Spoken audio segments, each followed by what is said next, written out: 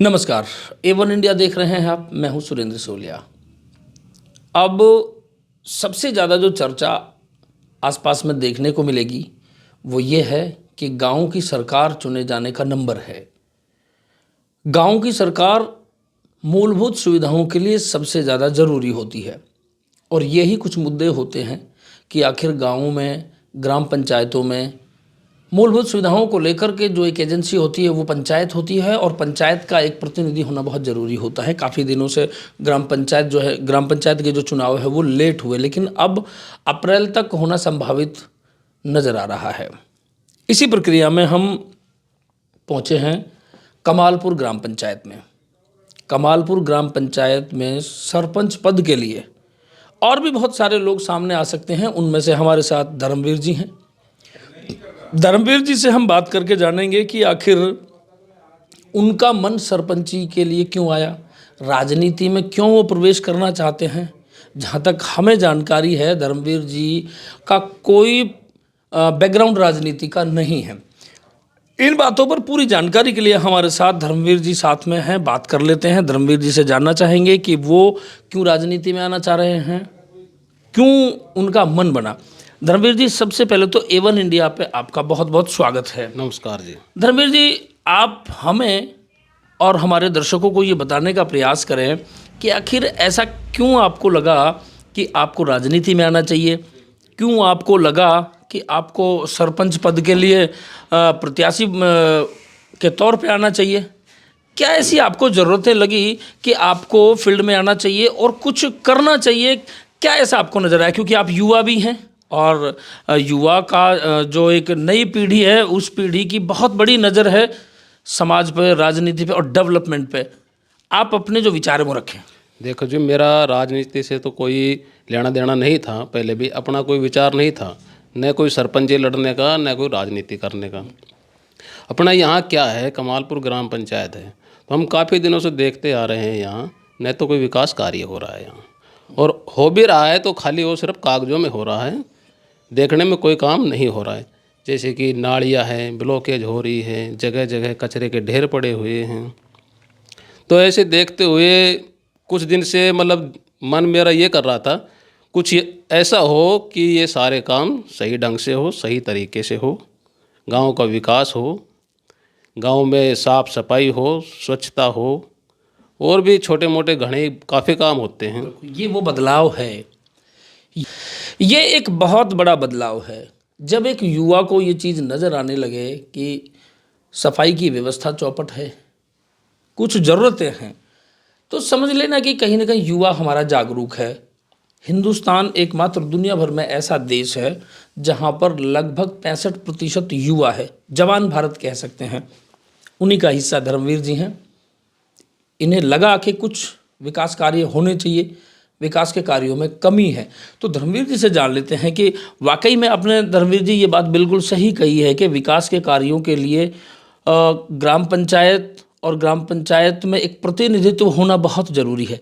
तो कुछ आप मुझे ऐसी चीज़ें बताएं, ऐसे मुद्दे बताएं जो आपको लगता है कि जहां पर ग्राम पंचायत को एक आदर्श ग्राम पंचायत बनाए जाने के लिए काम करना बहुत ज़रूरी है। तो वो कौन से ऐसे मुद्दे हैं, कौन से ऐसे स्थान हैं और कौन सा ऐसा क्षेत्र है जिसमें काम किया जाना ज़रूरी है?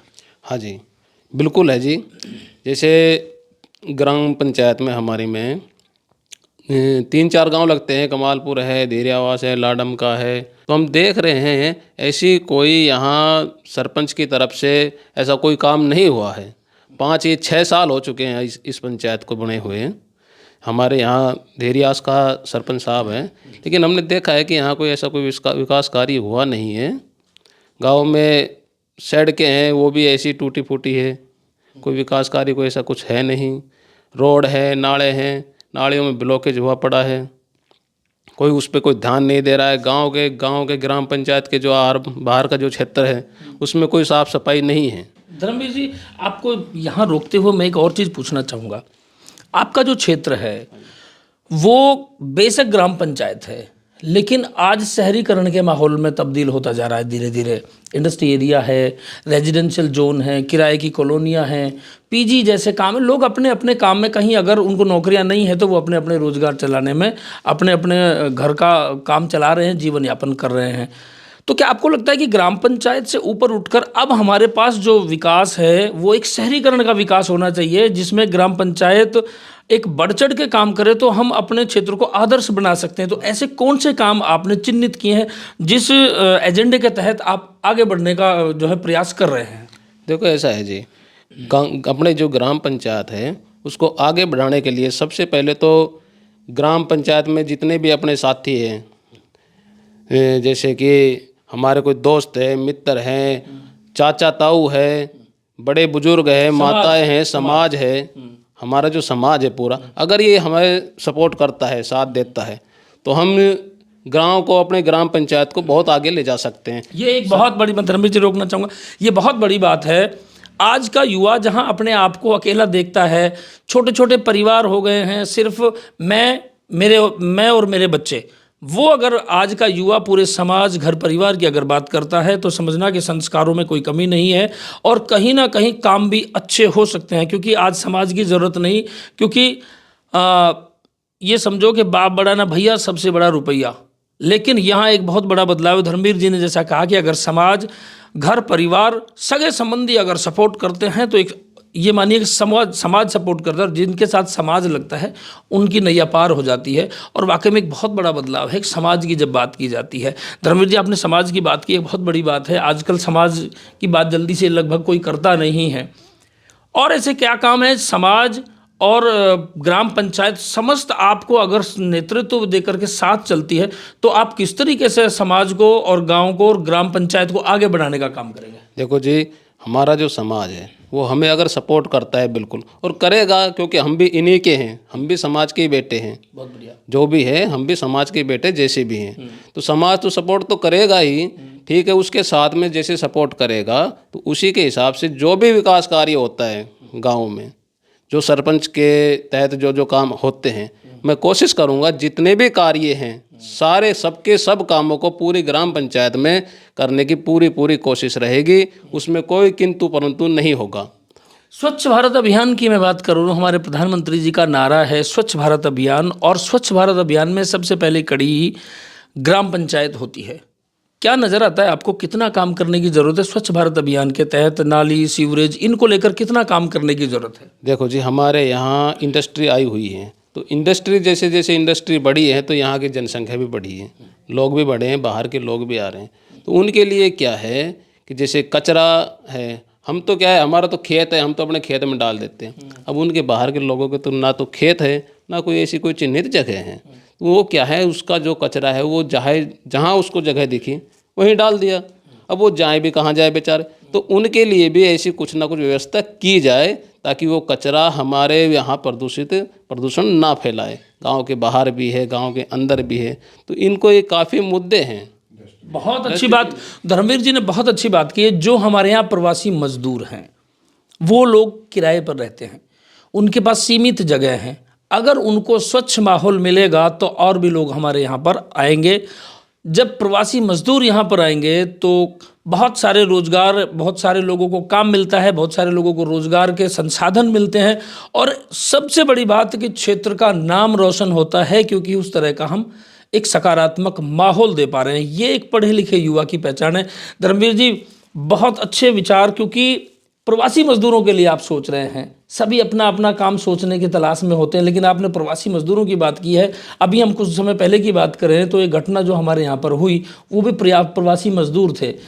प्रवासी मजदूरों की अगर कोई आवाज़ उठाने वाला अगर हो तो हमारे क्षेत्र का बहुत सकारात्मक जो है वो परिणाम निकल कर आता है। हमारी जो हमारा जो माहौल है उसमें बहुत लोगों का सहयोग भी मिलता है। इसके अलावा और क्या ऐसे काम हैं प्रवासी मजदूरों के सहयोग के साथ साथ में जो हमारे यहाँ का एनवायरनमेंट ग्राम पंचायत के साथ साथ बढ़ता चले? देखो जी, ग्राम पंचायत के साथ साथ में जैसे बाहर के लोग हमारे यहाँ रह रहे हैं तो उनकी हम मदद भी कर सकते हैं अगर उनको किसी प्रकार की अगर समस्या होती है तो।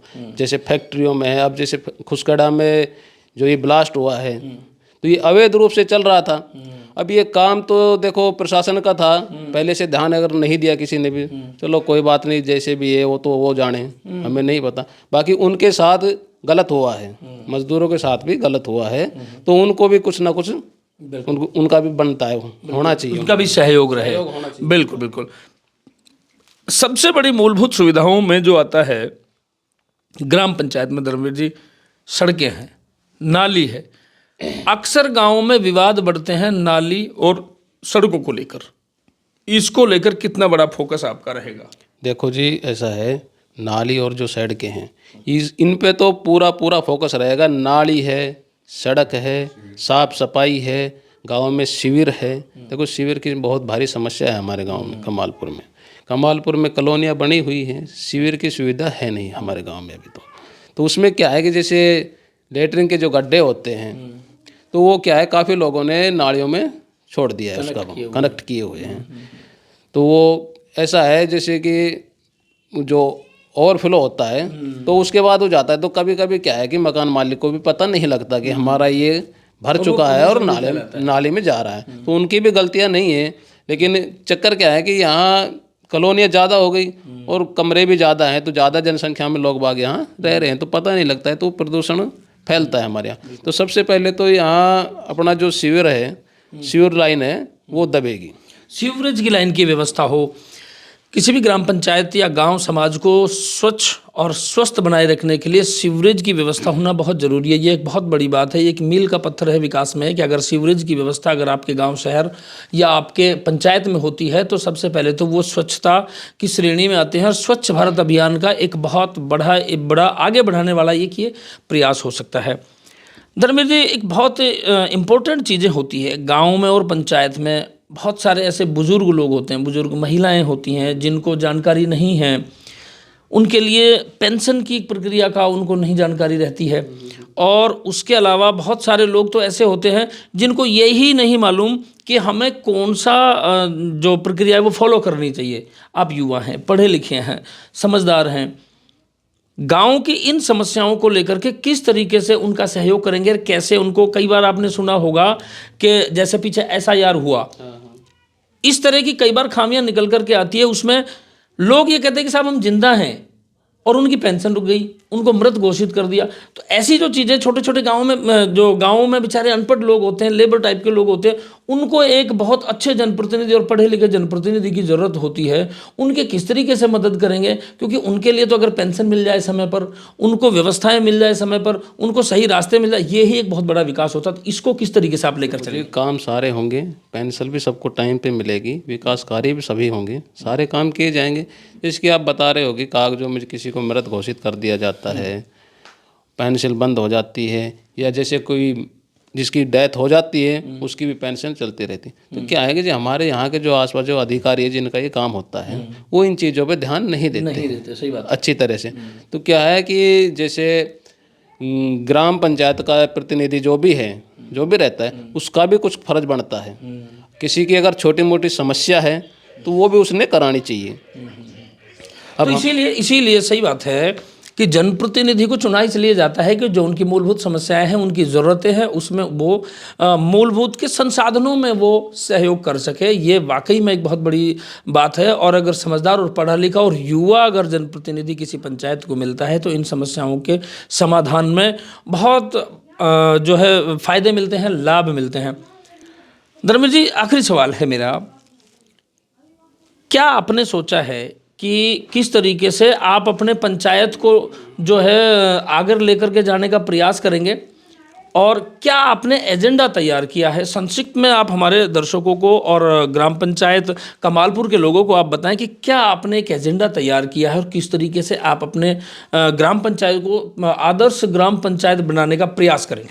हाँ जी, मेरा जो एक ग्राम पंचायत है कमालपुर, जो भी गांव लगते हैं अपने कमालपुर ग्राम पंचायत में, इन सब गांवों में एक तो सबसे पहले तो साफ सफाई स्वच्छता, ये सबसे पहले ध्यान में दी जाएगी।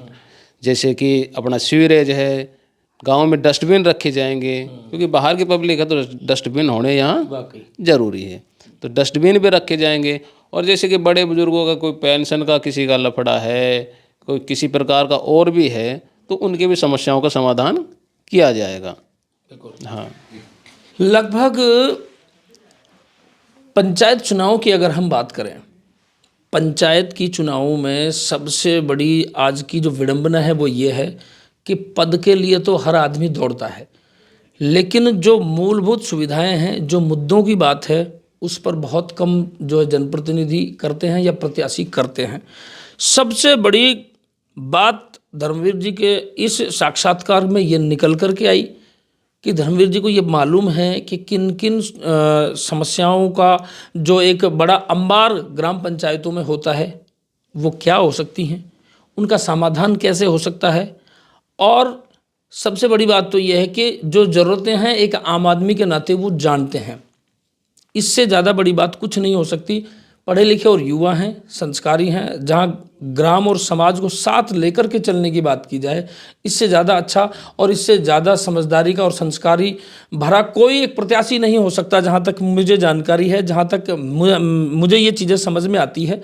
आज के युवाओं में ये चीज़ दूर तक नज़र नहीं आती, लेकिन धर्मवीर जी ने कहा कि अगर समाज और ग्राम अगर साथ लेकर के चलता है, पंचायत ग्राम पंचायत आगे लेकर के चलती है, नेतृत्व की क्षमता अगर वो उनको सौंपती है, तो कहा जा सकता है कि कमालपुर को एक आदर्श ग्राम पंचायत का तमगा मिल सकता है। ये देखने का विषय रहेगा कि आखिर धर्मवीर जी की जो बातें हैं ग्राम पंचायत कमालपुर के लोगों को कहाँ तक समझ में आती है।